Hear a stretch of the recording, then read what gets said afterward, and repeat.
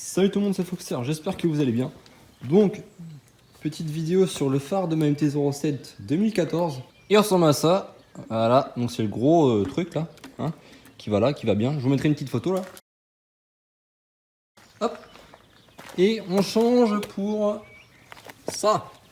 Bougez pas, voilà, il n'y a pas une différence quand même.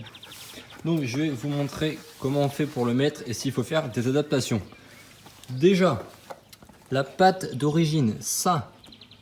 Normalement, les petits trucs en caoutchouc, ils sont ici. Sauf qu'en fait, avec le nouveau phare, ce qui se passe, c'est que ça, c'est l'ancien. Là, les deux petites parties que vous voyez là, c'est ce qui vient se mettre dans les deux caoutchoucs. Sauf que là, la patte, elle descend beaucoup plus que sur le nouveau. Parce que le nouveau, enfin quand je dis nouveau, c'est les nouveaux modèles. Vous voyez, ça descend moins. Donc du coup, ce qui fait, c'est que quand je mets le phare, il descend beaucoup plus. Du coup, il arrive près du garde-boue. Donc du coup, j'ai fait une petite rehausse entre guillemets pour rehausser le phare. Voilà. Donc, quand on change le phare, normalement, on a ces parties-là avec les clignotants qui sont là, sur les côtés, qui vont là. Sauf que avec le nouveau, on peut pas. Donc du coup, ça, je ne le savais pas. Donc du coup, j'ai racheté ceux-là. Voilà, c'est pas les mêmes, vous voyez. Ensuite, donc là, il y a le même, côté droite. Et j'ai aussi racheté ça, parce que ça, il va bien sur le nouveau. Ça va bien comme ça, vous voyez. Là, c'est beau. Sauf que l'ancien, c'est ça. Et ça va pour ça. Vous voyez la différence entre les deux? C'est pas les mêmes fixations. Ça passe pas du tout comme je veux là. Les fixations sont pas les mêmes. Donc du coup, j'ai dû prendre celui-là qui va bien. Parce que hein, je vous rappelle, celui-là, ça va sur l'ancien qui est là. Donc tout ce qui est vieux, ancien, je mets là. L'optique de phare. Hop, hop, hop. Je vais ranger ça bien après. Hein. Toc, celui-là. Ça. Voilà. Donc là, voilà, je vais installer ça. Donc du coup, ça, pourquoi je les ai pris? Pour maintenir le phare. Et tout simplement parce que quand on met le phare devant, sur les côtés, vu qu'il n'y a pas les plastiques, ça fait un gros trou et on voit tous les câblages, tout ce qui se passe derrière. Donc c'est vraiment moche. Et si on met pas cette partie-là dessus, on voit pareil tout ce qui est devant, tout ce qui est câblage, quand on est comme ça. Quand on est comme ça, on voit tout. Donc on est obligé d'avoir le petit truc en plastique. Donc je vais vous dire s'il faut vraiment faire des adaptations. Les clignotants, on peut plus les mettre dans les caches. Parce que maintenant on a ceux-là. Donc on peut pas non plus les mettre ici, parce que ici c'est un pas de vis. C'est un pas de vis et de toute façon les clignotants ils sont beaucoup plus gros. Sur les nouveaux modèles ils sont là, intégrés ici. Mais là sur les anciennes versions du coup il n'y a pas de trou. Tous les anciens plastiques de l'ancien phare, dessus il y a les petites parties en caoutchouc comme ça là. Et après on met les... J'ai plus le nom, c'est pas une entretoise mais... Vous voyez ce que je veux dire? Donc comme ça, pour les mettre dessus. Donc toute la visserie qui est dessus, sur les anciens, même les parties en caoutchouc. Donc ça, bah non. Faut les remettre sur les nouveaux. Donc du coup, bah, je vais juste le poser, comme ça, et je vais mettre la vis par-dessus. Premier problème rencontré, les vis, là, il en faut deux pour mettre ici. Pour mettre avec ça, et avec ça. Comme ça, on met la vis et elle vient, hop. Ici, il y a un filetage intégré. Mais le problème, c'est que là, il y a déjà une épaisseur. Là, il y a une épaisseur. Et là, le filetage, il commence pas dès le début. Il commence vraiment tout en bas.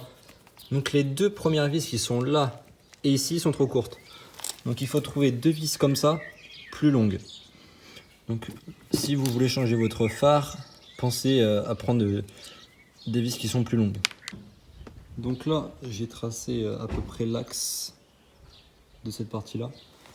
Pareil pour l'autre. Vous voyez, pour mettre les clignotants, comme ça.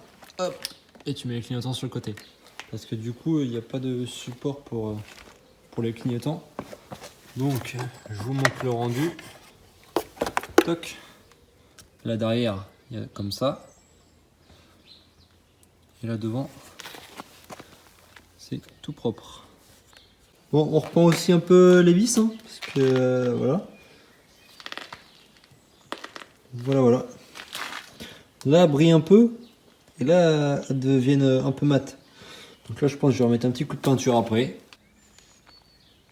Voilà, j'ai fini de monter tout ça. Donc là, j'ai repeint les petites vis. Donc celles de en haut, elles sont bien mates. Celles d'en dessous, elles brillent un petit peu plus, mais bon. Donc ça, j'ai racheté ça.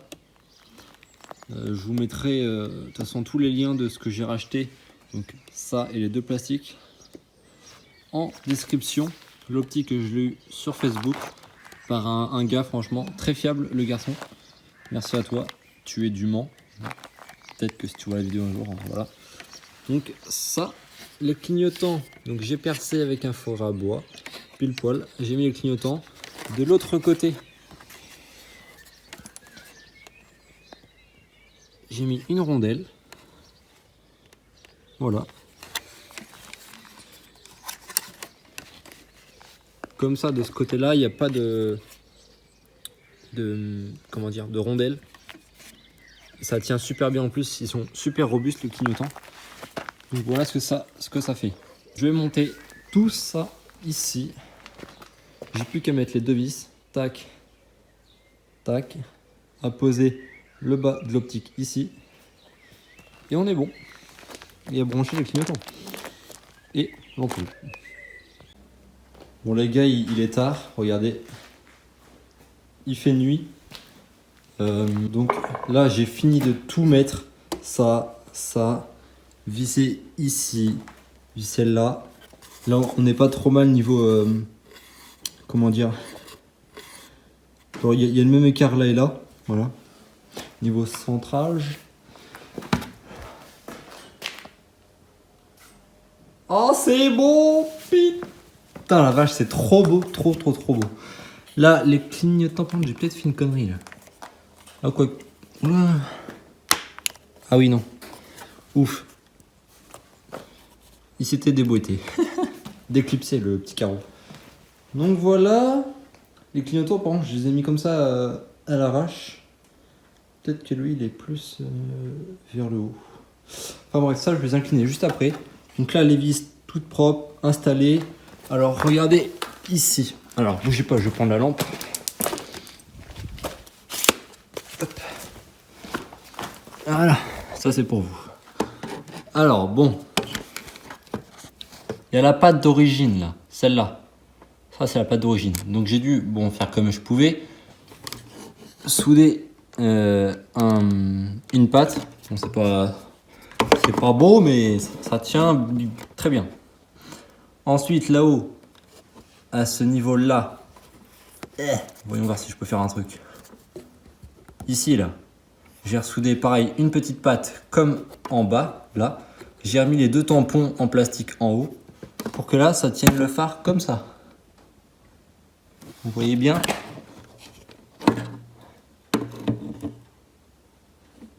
Toc. Et donc là on est calé. Le phare, il est calé.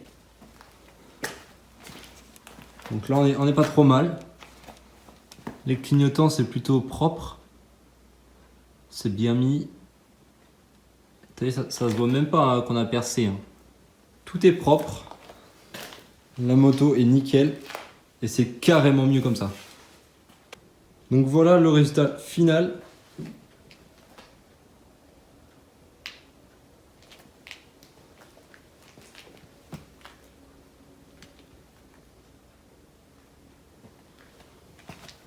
Hop, ici pareil.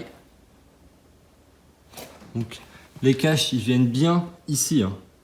Donc pour ceux qui se demandent les références, ma MT-07 c'est une 2014. C'est une 2014. Et tous les plastiques, donc celui-là et les deux qui sont sur les côtés, j'ai pris que des plastiques d'une MT-07 2018. J'étais sur un forum Yamaha. C'était même le Yamaha de Auxerre. Et il y a plusieurs MT-07, j'ai pris la MT-07 2018, que des pièces de 2018. Et j'ai choisi ces plastiques-là.